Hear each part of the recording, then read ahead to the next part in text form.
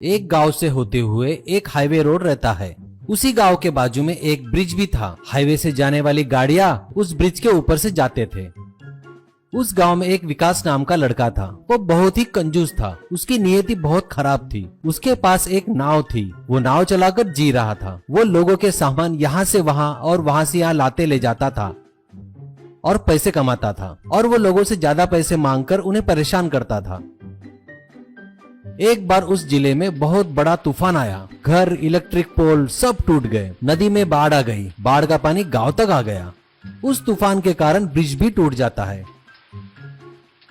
इसके कारण ब्रिज पर से आने जाने वाली गाड़ियां वहीं खड़ी रह गई। वो लोग अपनी गाड़ियां घुमाकर वापस जाने लगे।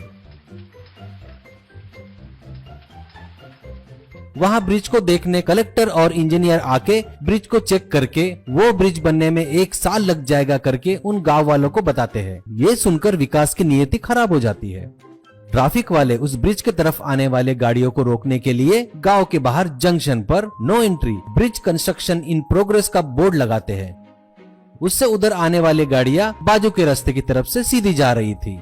ब्रिज टूटा होने की वजह से विकास का गिराईक बढ़ने लगे। वो ज्यादा पैसे चाहिए करके लोगों से मांगने लगा। क्यों ज्यादा मांग रहा हूँ, सोच रहे हैं क्या? वहाँ ब्रिज टूट गया है, दिख नहीं रहा क्या? पसंद नहीं है तो नाव में मत चढ़िए, यहाँ से निकलिए। अब लोगों के पास दूसरा ऑप्शन नहीं होने के कारण वो लोग उसे ज्यादा पैसे देने लगे।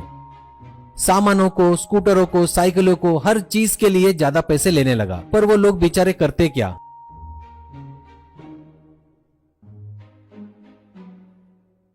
एक दिन विकास की लालच बढ़ जाती है। वो जंक्शन पर जाकर वहां लगा नो एंट्री बोर्ड को निकालकर फेंक देता है और नदी के पास आकर खड़ा हो जाता है।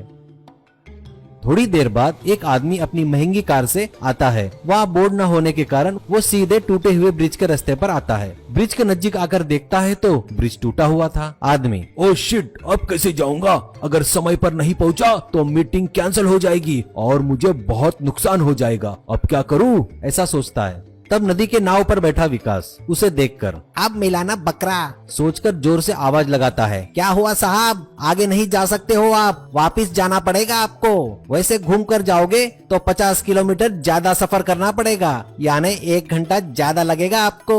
अगर आपको अर्जेंट है तो कहिए, मैं आपके कार को नदी पार करवा सकता हूँ। वो व्यापारी, क्या कार को नदी पार करा सकते हो क्या? वो कैसे? विकास, अरे आइए ना साहब, मैं अपनी नाव से पार करवा दूंगा। आइए साहब, अपनी कार मेरी नाव में चढ़ाइए। व्यापारी, क्या कार को नदी में चढ़ाऊं क्या? गलती से कार पानी में गिर गई तो कितना नुकसान होगा पता है क्या? नहीं नहीं, मैंने चढ़ाऊंगा। विकास, अरे साहब, ये मेरे लिए नया नहीं है।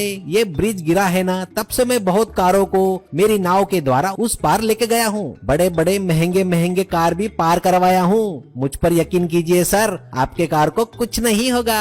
वो व्यक्ति, देखो भाई, मेरी अर्जेंट मीटिंग है, इसके लिए मान रहा हूँ। वैसे मैं कार को नाव पर कैसे चढ़ाऊंगा? और तू इसका कितना पैसा लेगा? विकास, ज्यादा नहीं साहब, बस 25,000 दे दीजिए। ऐसा कहता है। व्यक्ति, क्या 25,000? ये तो बहुत ज्यादा है भाई। विकास, साहब आप मीटिंग के लिए जा रहे हो ना, वो नहीं गए तो कितना नुकसान होगा आपको पता है क्या? उस नुकसान के आगे ये कुछ भी नहीं है। ये कोई बड़ी रकम नहीं है, आप ज्यादा मत सोचिए साहब। ऐसा कहता है। अब उस व्यक्ति को भी रास्ता नहीं दिख रहा था। वो हाँ कहता है। अब विकास 2 लकड़ी के पट्टे को नाव में से नदी के किनारे पर डालता है और कहता है, साहब इन पट्टों पर से गाड़ी को नाव में चढ़ाओ, जल्दी चढ़ाओ। व्यक्ति, अरे बाप रे, मैं कोई सर्कस में काम करने वाला स्टंटमैन हूँ क्या? ये अपने से नहीं होगा भाई। नुकसान हुआ तो नुकसान हुआ, मैं तो वापिस जा रहा हूँ। विकास नाव से उतरकर आता है। क्या साहब, आपकी मीटिंग मिस हुई ना तो कितना नुकसान होगा पता है क्या आपको? अगर आपको डर लगता है तो आपकी कार मैं चढ़ाऊंगा, चाबी दीजिए मुझे। वो व्यक्ति नहीं नहीं कह रहा था तो भी विकास उसकी एक नहीं सुनी और जबरदस्ती उसकी चाबी छीन लेता है और कार को धीरे से उन पट्टों पर से गाड़ी चढ़ा रहा था। वो व्यक्ति डर के मारे वहीं रुका और देख रहा था। इतने में नदी में एक लहर उठी और नाव इधर उधर हलने लगी। बस क्या था, एक पट्टा सरक गया और कार नदी में गिर गई और पानी के बहाव में बह गई। ये देख व्यक्ति सर पीटने लगा। विकास तैरकर ऊपर आ गया। ये देख गुस्से में वो व्यक्ति विकास की जमकर धुलाई करता है और पुलिस को सौंप देता है। वैसे विकास अब जेल की हवा खा रहा था।